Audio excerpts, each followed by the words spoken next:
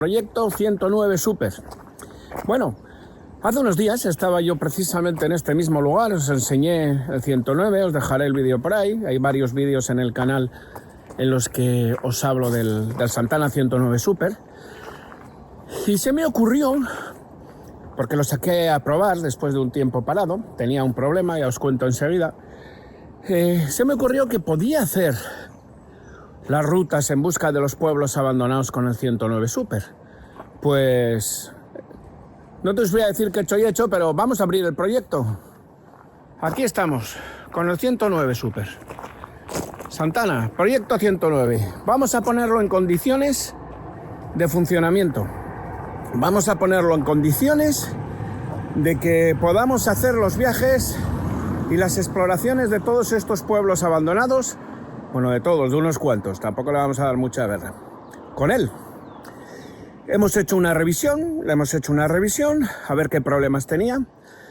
Tenía un problema en su momento cuando os lo enseñé de dirección. Tiene la dirección asistida o semiasistida. Y había un problema de que estaba dura la dirección y en los, digamos, en los límites de giro, pues traqueteaba, hacía pa. Eso parecía claro que era un problema de lubricación de la semidirección, de la cremallera, no sé cómo llamarlo, de la dirección abajo, luego a lo mejor os pongo una foto. Se miró, era en principio el circuito de la dirección, el filtro del depósito del líquido de dirección, bueno, estaba obstruido, estaba sucio de muchos años y eso se solucionó. Una vez solucionado, vino el siguiente problema, y es que la cremallera de dirección pierde muy poquito, pero pierde. De hecho, creo que es lo que ha perdido siempre y no tiene ningún problema, podríamos seguir perfectamente, pero voy a intentar reconstruirla. Ya que estamos puestos y buscamos un poco de fiabilidad Land Rover Santana, que no es mala tampoco, vamos a reconstruirla. Bien, el caso es que le hemos hecho una revisión. Temas que han surgido. El tubo de escape. El tubo de escape no está podrido, pero le faltan 5 segundos para acabar de romperse. Bien, no hay ningún problema. Cambiaremos el tubo de escape. Está podrido solamente en una sección, pero entiendo que cambiaremos todo el tubo de escape. Cruceta de dirección. Bien, la cruceta de dirección tiene una pequeña holgura, que simple y llanamente es que hay unos tornillos que están un pelín flojos, tornillos y tuercas. Veremos que no tengamos ningún problema a la hora de soltar los tornillos. Y hay un tornillo partido. Espero que ese no nos dé mucho problema a la hora de sacarlo. En su caso, lo que vamos a hacer es ajustar la dirección y hacerla fiable. Tiene un pequeño holgura de clac, clac, clac, clac, clac, clac, clac, clac, pero muy pequeña, ¿eh? Quiero decir, después de 40 años, el Defender esos problemas me los ha dado mucho más que Santana. Este tiene, bueno, ese problema y se acabó. Otro problema, suspensión. Las ballestas están relativamente bien después de 40 años. De hecho, es una cosa que yo no quería cambiar las ballestas, poner ballestas nuevas. He oído a algunos de vosotros que parten las ballestas actuales. Bueno, el caso es que las ballestas están bien. ¿Qué está fatal? Los amortiguadores. Cambiaremos los amortiguadores. Pondremos unos amortiguadores, no lo sé, buenos, sencillos pero buenos, de buena marca, quiero decir. Ninguna maravilla en cuanto a tema off-road, pero sí de una marca que tenga por lo menos una fiabilidad. Bueno, me podéis dejar algún comentario, alguna sugerencia, ¿qué amortiguadores ponemos? En principio, como os digo, unos amortiguadores que cumplan su función, que me permitan ir en terrenos 4x4 y que no sean excesivamente caros. Al fin y al cabo es un Santana y da lo que da, su velocidad. Da más placer que velocidad y mucho más placer que fiabilidad. Y el último tema, grillos. Vale, no, hay otro tema. Los grillos, las correas chirrían y hacen grillitos, silban, llamarle como queráis. Entiendo que es un problema de tensión, espero, porque las correas están cambiadas no hace mucho tiempo, ¿vale? Entonces entiendo que es un problema de tensión, que no es un problema de correa vieja o de correa dilatada. En algún momento, en algún caso, las correas me han dado problemas de chirríos por estar manchadas de aceite. Veremos, intentaremos limpiar y veremos qué pasa. Y por último, bueno, lo más normal. Como buen Land Rover y buen Santana, tiene algunas pérdidas de aceite. Tiene alguna pérdida por la tapa balancines, que eso ya en su momento se arregló. Conan, ven aquí. Venga. Así, que eso en algún momento se arregló. Se puso una junta, pero no sé, tenemos dudas de si estaba bien la junta o si era buena, era la correcta o algo. El caso es que tiene una pequeña fuga, no mucha, lo suficiente para manchar el motor y poder tener un mínimo de problemas en la ITV, porque mi misión es primero pasar la ITV y luego ponerlo en condiciones. Y luego, por último, los grupos pierden un poquito de aceite por los tapones. Parece que es por los tapones. Bien, entonces no le veo mayor problemas en abrir, en quitar, vaciar, limpiar y volver a poner los tapones, y si no, comprar otros o ver si tiene la tórica del tapón. No sé si tienen tóricas estos o tienen retenes o qué tienen, miraremos, y sustituir. Y nada más. El problema es que no sabemos de dónde baja el aceite. Claro, no tengo claro si como el coche, como me dice el coche va para adelante, el aceite que cae va para atrás. Entonces vamos a ver si viene todo de la barra de la tapa de balancines o no. Vamos a hacer esas cosas despacio. Vamos a pasar con el coche la ITV. Cuando tengamos la ITV valoraré, y aquí os pediré opiniones a vosotros, a los que tengáis coches históricos, valoraré la posibilidad de hacerlo histórico. A mí el tema de hacerlo histórico no lo tengo muy estudiado, hay que decirlo todo. Me parece una cosa a favor y una cosa en contra. Este coche al fin y al cabo es un industrial y pasa la ITV cada 6 meses.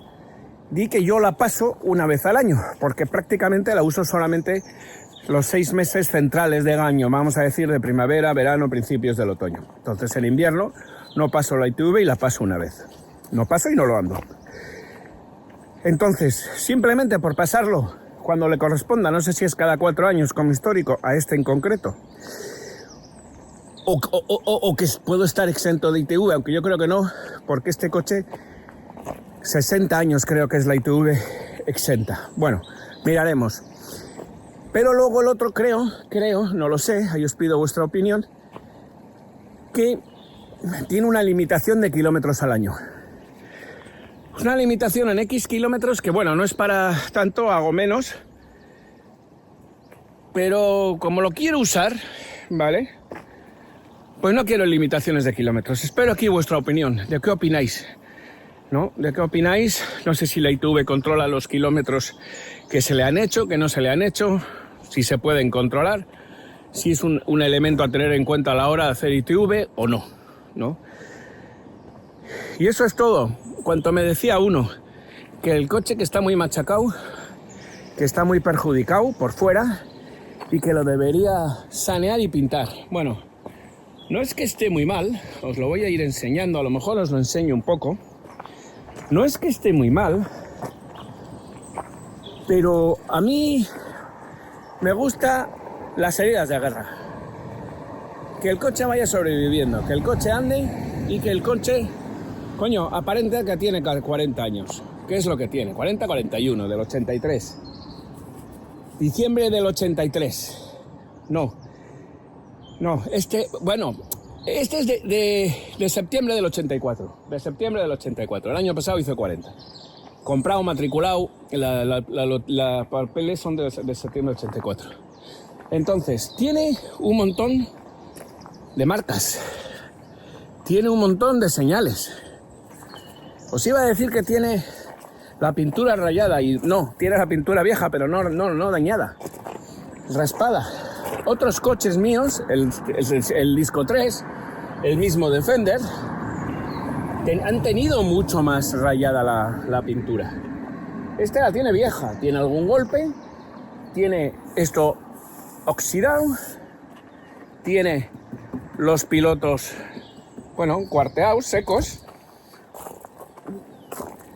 y tiene que algún que otro golpe. Entonces me decían, y luego bueno, tiene marcas de pegatina, tiene suciedad histórica aquí abajo, que podéis ver que esto está súper oscuro. Los cristales en principio se pueden limpiar, esto es del garaje, pero esto no se limpia, y que lo debería de sentar y pintar y dejarlo como nuevo. Pues no lo voy a hacer, porque tiene 41 años y me gusta que tenga 41 años. Me gusta que esté viejo, que esté fiable y que ande, pero a mí me gusta que se le vean los años. Yo no me hago cirugía estética, no necesito, pero no me hago. ¿Por qué le voy a hacer a él? A mí me gustan los coches viejos. Algunos viejos fiables y que anden. Algunos de vosotros he visto que habéis hecho unas restauraciones impresionantes. Que el coche que parece recién salido de fábrica. Algunos respetando o no respetando la mecánica. ¿Veis? Yo no me meto, porque esos son gustos de cada uno, yo no soy purista de nada.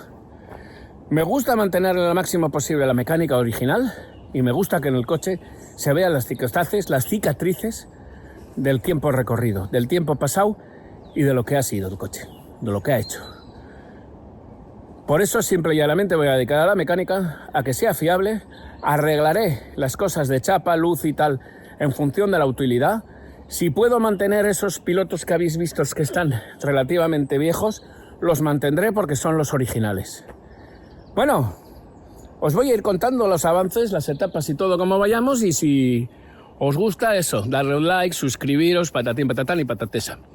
Sí me gustaría saber vuestras opiniones sobre el coche, sobre el tema de hacerlo histórico, sobre las posibles reparaciones que hay que hacer, recomendaciones, lo de los amortiguadores que os he comentado. Sí quiero saber vuestras opiniones. Es un gran coche y merece una, iba a decir segunda, tercera, cuarta, quinta oportunidad.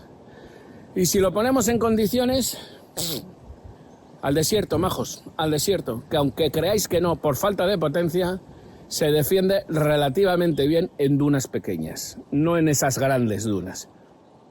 Pero da gustillo. Venga, hasta el próximo vídeo. Bueno, y una última cosa que se me olvidaba deciros. Voy a intentar aislar un poco del ruido. No sé si me oís, no me oís, me oiréis bien, oiréis el ruido. Y os haréis una idea de lo que es hacer kilómetros y kilómetros con este ruido. Voy a ver si consigo reducir un poco el ruido aquí dentro. Ahí también espero que alguien me ilumine, me dé alguna idea, alguna pista, qué es lo que puedo hacer para que dentro de la cabina haya menos ruido.